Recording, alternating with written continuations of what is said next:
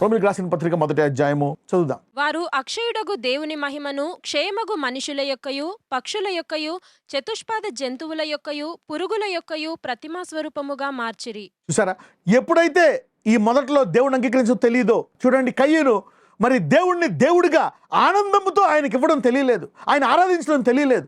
అందరూ చూడండి, దావీదు దేవుణ్ణి ఆరాధిస్తుంటే ఆశతో ఆరాధిస్తుంటే వాళ్ళు ఆవిడంది ఛీ అని. అది లేదు ఆమెకి, దేవుని తెలుసుకునేలాగా ఉండాలి. So she became unfruitful, her womb got corrupted. You see that. వారు అక్షయుడకు దేవుని మహిమ యొక్క క్షయమగు మనుషుల యొక్కయు పక్షుల యొక్కయు, అంటే ఇక్కడ ఇంగ్లీష్లో బాగుంటుంది, they change it the glory of the uncorruptible God into corrupted image. మనుషుల్ని చూసి మీరే దేవుడయ్యా అంటారు. No, you cannot use that dialogue. అంటే దేవుడిని నీవు ఒక క్షయమగు మనుషుడిగా చేస్తావు. Never call anybody as God. ఆ దేవుని స్వరూపంలో మనం ఎదుగుతాము. We will grow to into his image. ఆయనలాగా మనం మారి will be gods as well. నీ రిఫరెన్స్ పాయింట్ దేవుడు కూడా మీరు దైవములు కాదా అంటారు. God says you are also gods. మీరు కూడా నా ఫ్యామిలీలో ఉన్నారు కాబట్టి మీరు కూడా యువరాజులే అంటాడు. కానీ మనం ఒక మనుషుని దేవుడిగా పెట్టకూడదు. మరి యేసు ప్రభువాన్ని మనం దేవుడిగా పెట్టుకున్నప్పుడు, ఆయన స్వరూపంలో ఎదిగినప్పుడు, రేపు మనల్ని దేవుడు అన్నప్పుడు మనము ఆయనకి మహిమ ఇవ్వాలి. ఉదాహరణకి పౌలు కుంటివాడిని లేపినప్పుడు అందరూ కూడా ఈయనే దేవుడు అని చెప్పి వాళ్ళ దేవుడికి దండ లేకుండా వచ్చి పౌలుకి వేశారు. అప్పుడు పౌలు చూసి, ఇదిగో ఈయన నా దేవుడు కాబట్టి, ఈయన వల్ల ఈ సామర్థ్యం వచ్చింది కాబట్టి దైవ లక్షణాలు వస్తాయి అని ఆయన దేవుడిగా చేసి మనం కూడా దేవుడిలా మారాలేమో. కానీ ఒక మనిషిని దేవుడిగా చేస్తే, ఒక క్షయమైన మనుషుడిని దేవుడిగా చేస్తే corruptible man. If you make any corruptible thing as your God, you get corrupted because you degraded the uncorruptible image of God into corruptible things. మరి అక్షయమైన దేవుణ్ణి క్షయమైనటువంటి, some people are telling there are no miracles, no Holy Spirit, you are corrupting his image. అక్కడ అంటున్నాడు దైవత్వము, Godhead and eternal life are his image. Father, Son, Holy Spirit. You cannot say only Father will work, only Word will work. Holy Spirit, no miracles, no power. These are devil's works. You are corrupting God's image and the work of the Spirit. You cannot do that. Don't corrupt out of jealousy. చాలా మందికి తెలుసు అవి నిజమని. అసూయ చేత అవి తప్పరంటారు. అక్కడ పిలాతు కూడా తెలిసిపోయింది, యేసు ప్రభువుని అసూయ చేత వారు సిలువేసి అప్పగిస్తున్నారని. వారి పదవులు పోతాయేమో ఇన్సెక్యూర్గా ఫీల్ అవ్వడం వల్ల. And they change the glory of uncorruptible God into an image like unto corruptible man.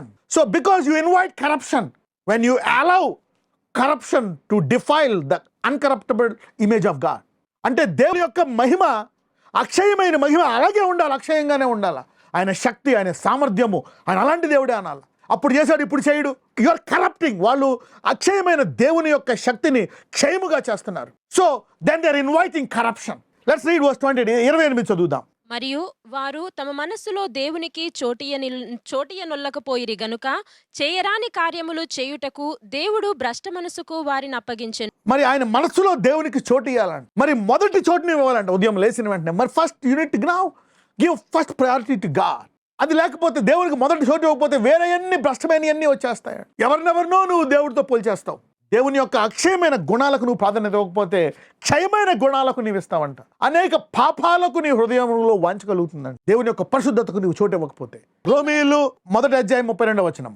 ఇట్టి కార్యములను అభ్యసించువారు మరణమునకు తగినవారు అను దేవుని న్యాయ విధిని వారు బాగుగా ఎరిగియుండియు వాటిని చేయుచున్నారు. ఇది మాత్రమే గాక వాటిని అభ్యసించు వారితో సంతోషముగా సమ్మతించుచున్నారు. సో ఇప్పుడు చాలా మందికి తెలుసు మానవులు తప్పు చేశారు అందుకే తీర్పు వచ్చిందని. మరి చాలా మందికి తప్పని తెలిసి కూడా చేస్తారు, అయినా చేస్తారు. అంటే సామర్థ్యం లేదు, మొదటి స్థానము దేవుడికి ఇచ్చలేదు, దేవునిలో కృతజ్ఞత లేదు, స్తోత్రము లేదు, స్తుతి లేదు. They are not going to church, they are not thanking God, glorifying God. So the devil is overtaking their hearts. కాబట్టి దేవుడు అంటాడు, నీ పూర్ణ హృదయంతో, పూర్ణ బలంతో, పూర్ణ శక్తితో ఆరాధించాలంట. ఏదో టైం ఉన్నప్పుడు బైబిల్ చదివి, టైం ఉన్నప్పుడు చేస్తూ ఉంటే నీ హృదయంలో వేరే, అరే నాకు డబ్బు కావాలా, అది కావాలా, ఇది కానీ లోకాశాలు పెరిగిపోయి దేవుని సమయాన్ని తగ్గించేస్తావు.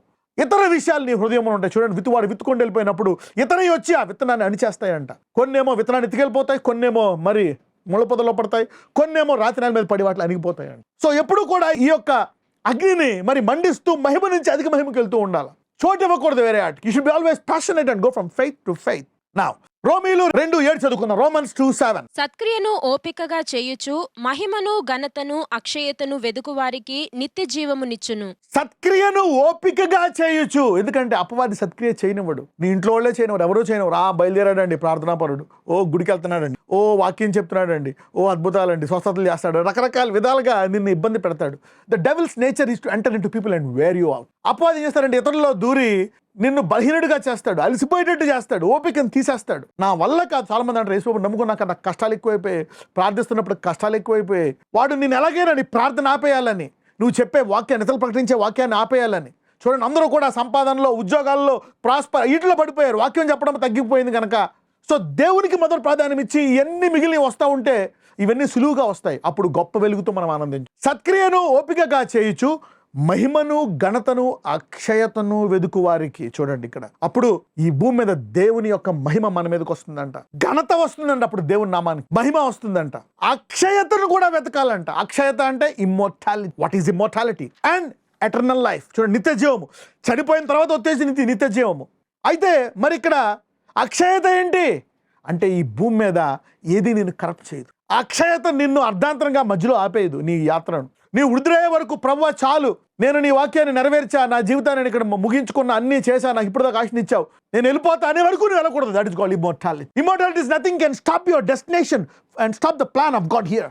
If you corrupt the image of God, then mortality అంటే ఏంటి? ఈ భూమి మీద నువ్వు ప్రణాళిక, దేవుని ప్రణాళిక ముగించే వరకు నువ్వు వెళ్ళకూడదు. That is called immortality. If you continue in God, you will be living as an immortal man. మనం చూస్తే పౌలు ఇక్కడ ఎలా జీవించాడో తెలుసా? Glory, honour, immortality. తర్వాత నిత్య జీవం అనే కిరీటం వస్తుంది అన్నాడు. కానీ ఇక్కడ హీ వాజ్ ఇమ్మోర్టల్. పౌలుకి దేవుని మహిమ ఉంది, ఘనత ఉంది, అక్షయత కూడా ఉంది. ఆ తర్వాత అంటాడు, నేను ఇప్పుడు వెళ్ళిపోతున్నాను, నా అక్షయతను ముగిస్తున్నాను, నిత్య జీవంలోకి వెళ్ళిపోతున్నాను, నాకు జీవ కిరీటం ఇవ్వబడ్డది అంటాడు. అక్షయత అంటే వాట్ ఇస్ ఇమ్మోర్టాలిటీ? పౌలును పాంకర్చింది, ఏమవలే. పౌలుని రాళ్ళతో కొట్టి చంపేశారు, మళ్ళా లేచిపోయాడు. పౌలు ఓడలో మునిగిపోవాలా, మునగలే. అంటే దేవుని కార్యం ముగించే వరకు ఆయన వెతుకుతూ ఉంటే till will become immortal. You see that immortality. మరి పౌలు ఈ భూమి మీద అక్షయతగా జీవించాడు. యేసు ప్రభువు వారు అక్షయుడిగా అంటాడు, నన్ను ఎవరూ చంపలేరు, నా అంతటా నేనే నా ప్రాణాన్ని పెడతాను, తీసుకుంటాను, నోబడీ క్యాన్ కిల్ మీ. మరి యోహాన్ని కూడా అక్షయుడిగా జీవించాడు. అతన్ని చంపలేకపోయారు, తీసుకెళ్లి పాత్మోస్ దీవిలో పడేశారు. ఇక నువ్వు అనుకున్నావు అనుకో, అయ్యా నేను నా మనవల్ని దేవునిలో పెంచే వరకు, అబ్రహాం చూడండి, నేను వృద్ధుడిని అయిపోయినా సరే యాకోబుని 15 ఏళ్ళ వరకు పెంచుతాడు. ఆ విశ్వాస కణాలు యాకోబులు ఉంటుంది. అందుకే అబ్రహాము దేవుడు, ఇస్సాకు దేవుడు, యాకోబు దేవుడు. అలాగే నా 2వ తరాన్ని 3వ తరాన్ని కూడా విశ్వాసంలో ఎదిగే వరకు చూసి అప్పుడు వెళ్తాను ప్రభు అని నిర్ణయించుకున్నావా, అప్పటి వరకు నువ్వు అక్షయుడిగా ఉంటావు, ఫలిస్తానే ఉంటావు. ఆ తర్వాత నువ్వు చనిపోయి పరలోకానికి వెళ్ళొచ్చాము. సో ఇక్కడ దేవుణ్ణి ఓపికగా, మధ్యలో ఆగిపోకుండా, ఎవరిని తిట్టినా ఏమన్నా ఓపికగా నీ దేవుని కార్యక్రమాలు చేసుకుంటూ ఉంటే ఆయన నామాన్ని మహిమపరుస్తావు, ఆయనను గణపరుస్తావు, ఆయన అక్షయతను నీలో చూపించుకుంటావు. యేసుప్రభువు అంటారు, ఎవడు నన్ను చంపలేదు, నా అంతటి నేనే పడతాను. అందరూ అనుకుంటారు యేసుప్రభువుని చంపేశారు అని ఆయన మీద జాలి పడతా ఉంటారు. ఆయన మన క్షయమైన దాన్ని, he took that mortality on his cross, Good Friday, and he transferred immortality on Sunday. God gives you this gift of immortality. So you can only live when you want to live. Nobody can kill you. నాజరేయుడైన యేసయ్య, ఇదిగో ప్రభు, ఇప్పుడు మేము దేవుని యొక్క అక్షయమైన స్వరూపాన్ని తిరస్కరించి మరి క్షయమైన స్వరూపంగా చేశాం గనక లోకమంతా క్షయమైపోయింది. Lord, because people rejected the uncorruptible image of God and they changed it into corruptible image, the whole earth was corrupted. We pray for the hearts of the people, my Lord. వారి హృదయములు కూడా నీ యొక్క సువార్తలో వెలిగి, వారి హృదయంలో ఉండే క్షయమైన స్వరూపము కూడా అక్షయమైన స్వరూపముగా మారేటట్టు మేము వాళ్ళ హృదయాల కొరకు ప్రార్థిస్తున్నామయ్యా. నాజరేయుడైన యేసయ్య ప్రార్థిస్తున్నాము తండ్రి.